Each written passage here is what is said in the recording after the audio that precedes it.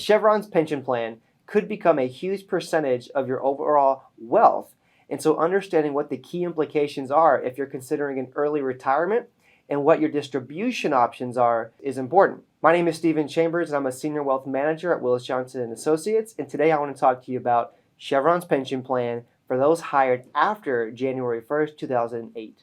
So let's start with a broad overview of how your pension works. Your pension is based off three criteria: your years of eligible service at Chevron, your salary, and your age at retirement.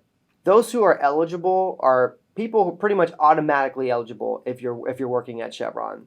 Chevron pays the cost, so there's not a employee contribution like there is with the ESIP, and you're available to receive the benefit if you are vested when the employee ends. So what does vesting look like? There's a lot of different criteria in your summary plan description, but the main criteria is that you must have at least 5 years of vesting and eligibility service, which simply means be employed with Chevron for at least 5 years. How is your benefit calculated, right? Keep in mind it's based off those three criteria: your age, your years of service, and when you take the benefit. There's an algorithm involved. I won't read through this, but the key thing to keep in mind, and we'll highlight this on the screen, is that you're credited towards the benefit based off your salary.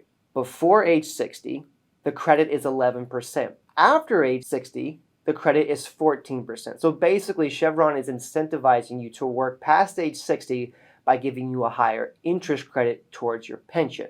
The number one question I hear clients ask is, what will happen if I take my benefit early? So let's talk about it. So the key thing to keep in mind is that if you take your pension prior to age 60, you will receive a 4.5% reduction per year, compounded.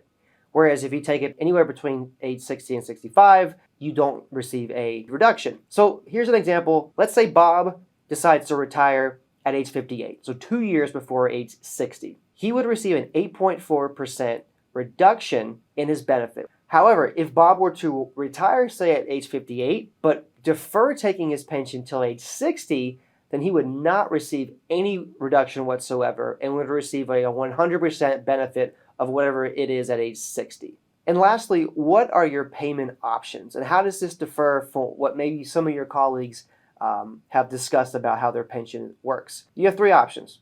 You can take a single life annuity, which is simply a fixed payment for the rest of your life. If you're married and you die, that payment discontinues. It doesn't continue for your spouse. If you take the joint survivor annuity and you pass away, then your spouse will get some percentage of what you were getting. Or you can take a lump sum.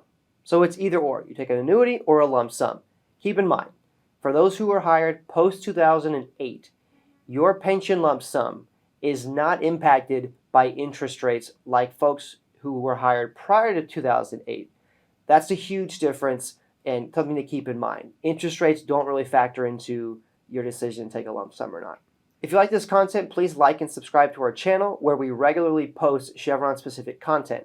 If you have any questions about your Chevron benefits, please don't hesitate to reach out to us on social media.